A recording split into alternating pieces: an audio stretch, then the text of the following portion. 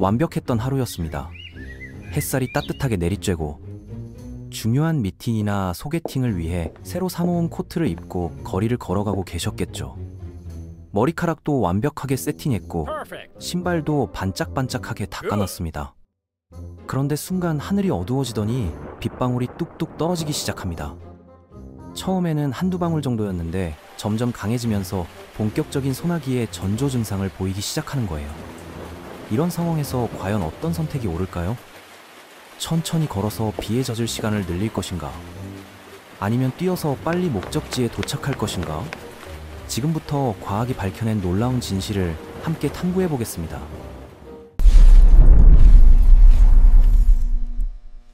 갑작스러운 소나기를 마주했을 때 우리의 첫 번째 본능은 무엇일까요? 대부분의 사람들은 비를 피하려고 뛰어가게 됩니다. 비에 젖는 시간을 줄이면 당연히 덜 젖을 거라고 생각하니까요. 정말 합리적인 판단처럼 보입니다. 시간이 적게 걸리면 비에 노출되는 시간도 줄어들고 결과적으로 옷이 덜 젖게 될 거라는 상식적인 추론이죠.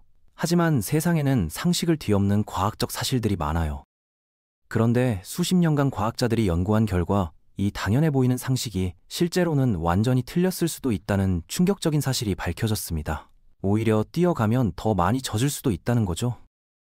이게 어떻게 가능한 일일까요? 생각해보시면 목적지에 빨리 도착할수록 빗속에 있는 시간은 줄어들겠지만 빠르게 움직이면서 앞쪽에서 떨어지는 빗방울들을 정면으로 뚫고 나가야 합니다. 마치 자동차를 빠르게 몰면 앞유리에 벌레가 더 많이 부딪히는 것처럼 말이죠. 천천히 걸어갔다면 맞지 않았을 빗방울들까지도 몸에 부딪히게 되는 겁니다. 그렇다면 과연 어느 쪽이 더 유리한 걸까요? 상상해보세요. 여러분이 거대한 빗방울 구름 속을 통과해야 하는 상황입니다. 이 구름은 일정한 밀도로 빗방울들이 고르게 분포되어 있어요. 천천히 지나가면 시간은 오래 걸리지만 앞에서 오는 빗방울은 적게 맞게 됩니다.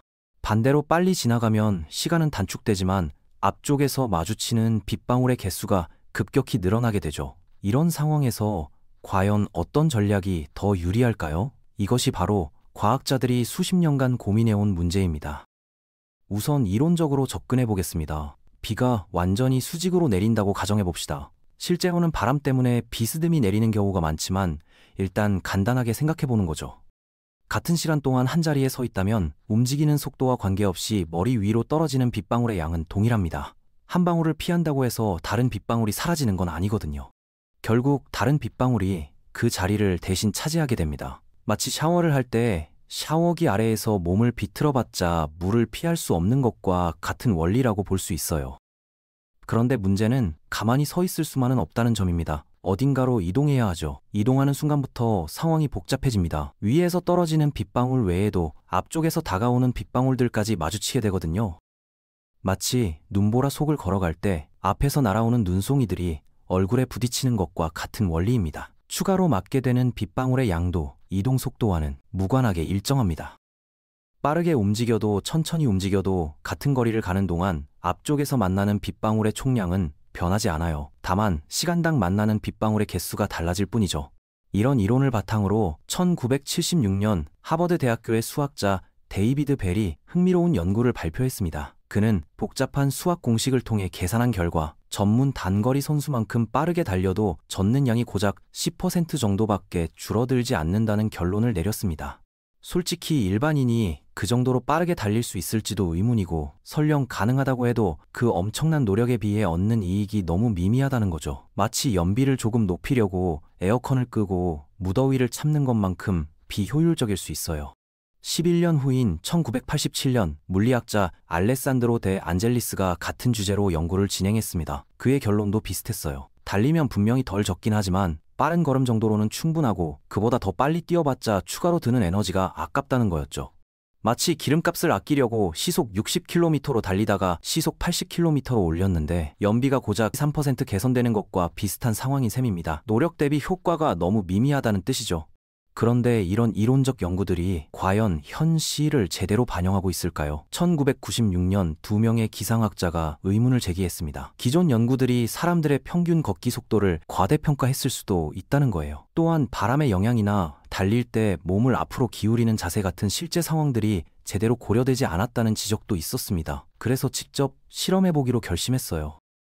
용감한 두 연구자는 비 오는 날을 기다렸다가 100m 길이의 트랙에서 실제 실험을 진행했습니다. 한 사람은 걸어가고 다른 한 사람은 달려갔죠. 그리고 도착 후 각자 얼마나 젖었는지를 정확하게 측정했습니다.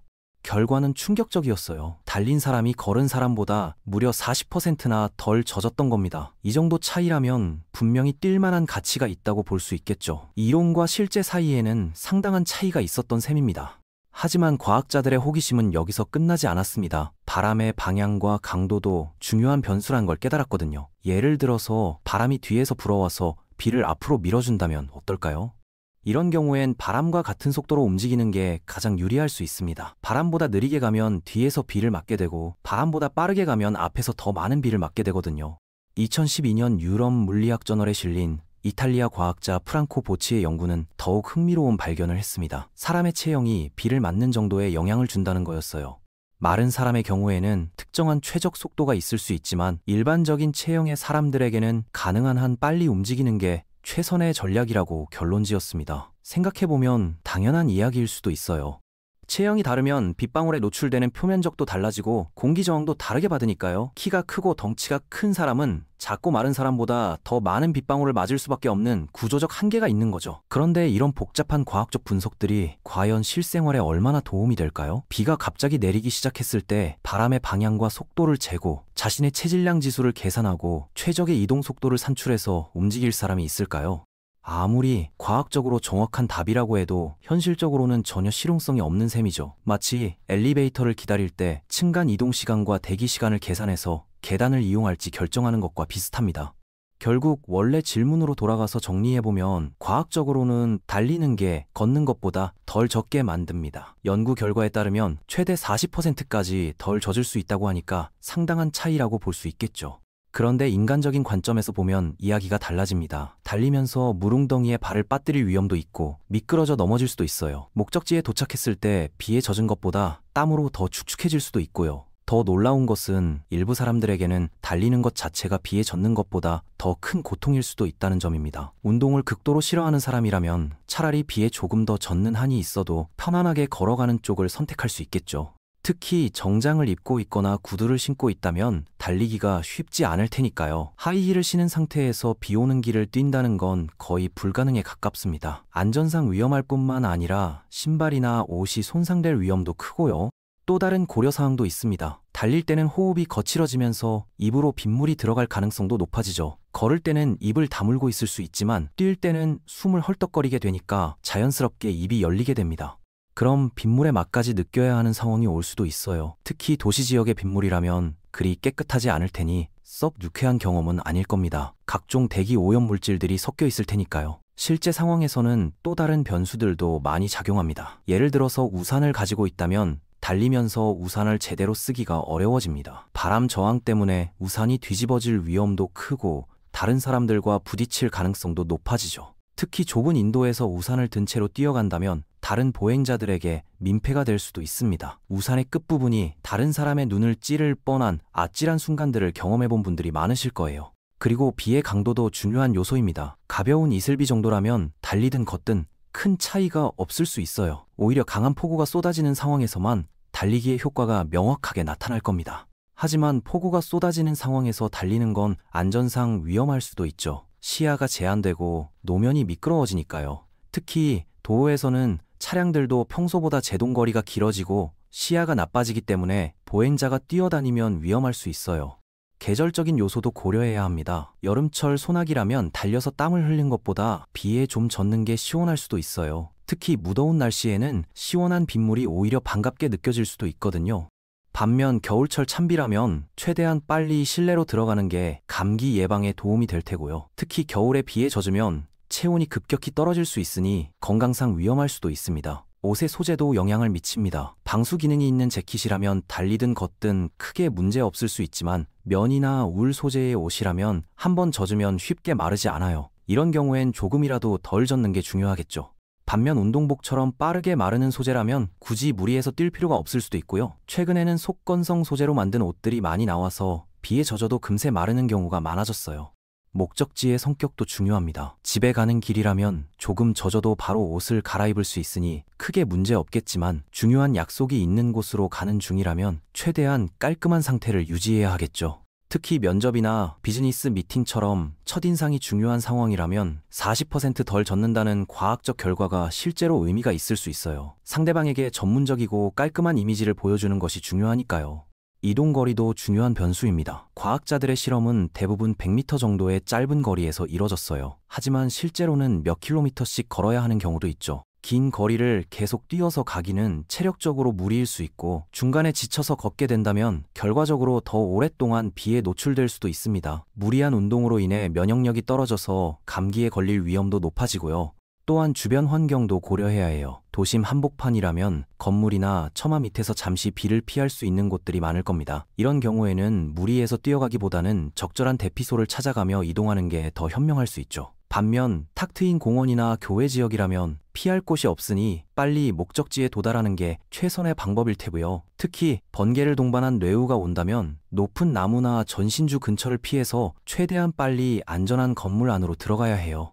개인의 체력 수준도 무시할 수 없는 요소입니다. 평소에 운동을 전혀 하지 않는 사람이 갑자기 뛰면 금세 숨이 차서 오히려 더 오랜 시간이 걸릴 수도 있어요. 그렇게 되면 과학적 이론과는 정반대의 결과가 나올 수도 있겠죠. 자신의 체력을 과신하지 말고 현실적인 판단을 하는 게 중요합니다. 무리해서 뛰다가 중간에 멈춰서서 헉헉거리는 것보다는 처음부터 일정한 속도로 빠르게 걸어가는 게 나을 수도 있어요. 심리적인 요소도 생각해 볼 만합니다. 어떤 사람들은 비에 젖는 것 자체를 크게 신경 쓰지 않아요. 오히려 비 오는 날에 낭만을 즐기는 사람들도 있죠. 이런 사람들에게는 40%덜 젖는다는 과학적 근거가 별로 중요하지 않을 수 있어요. 반면 깔끔한 상태를 유지하는 게 매우 중요한 사람이라면 작은 차이라도 의미가 있을 테고요. 특히 강박적 성향이 있는 사람들은 조금이라도 젖는 것을 극도로 싫어할 수 있어서 과학적 근거가 실제 행동에 큰 영향을 미칠 수 있어요. 날씨 예보를 미리 확인하는 습관도 중요합니다. 비 올 확률이 높은 날에는 우산을 챙기거나 방수 재킷을 입고 나가면 되니까요. 하지만 갑작스러운 소나기처럼 예측하기 어려운 상황도 있죠. 이런 경우를 대비해서 항상 접이식 우산을 가방에 넣고 다니는 사람들도 있어요. 무게는 좀 나가지만 갑작스러운 비에는 확실히 도움이 되죠. 최근에는 아주 가벼운 초경량 우산들도 많이 나와 있어서 부담 없이 휴대할 수 있어요. 스마트폰의 날씨 앱들도 점점 정확해지고 있어서 시간대별 강수 확률까지 세밀하게 알려줍니다. 이런 정보를 잘 활용하면 비 때문에 곤란한 상황에 빠질 가능성을 많이 줄일 수 있어요. 하지만 아무리 철저하게 준비해도 예상치 못한 상황은 생기게 마련입니다. 그럴 때를 대비해서 오늘 다룬 과학적 지식이 도움이 될 수 있겠죠. 적어도 달리는 게 걷는 것보다는 덜 젖게 만든다는 걸 알고 있으니까요.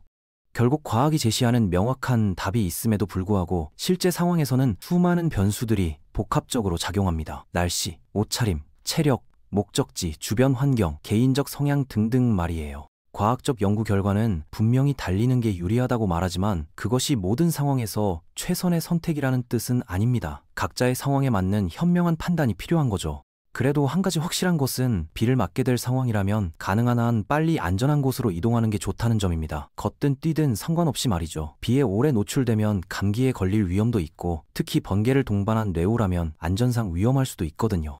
과학적 정확성도 중요하지만 무엇보다 안전이 최우선이어야 합니다. 비에 조금 더 젖더라도 안전하게 목적지에 도착하는 게 가장 중요한 거니까요. 건강하고 안전해야 다음에 또 비 오는 날에 이런 고민을 해볼 수 있는 거잖아요. 다음에 갑작스러운 비를 만나게 되면 오늘 배운 과학적 지식을 떠올려 보세요. 하지만 무엇보다 자신의 안전과 상황을 먼저 고려해서 현명한 선택을 하시기 바랍니다. 비에 젖는 것보다 중요한 건 여러분의 안전이니까요.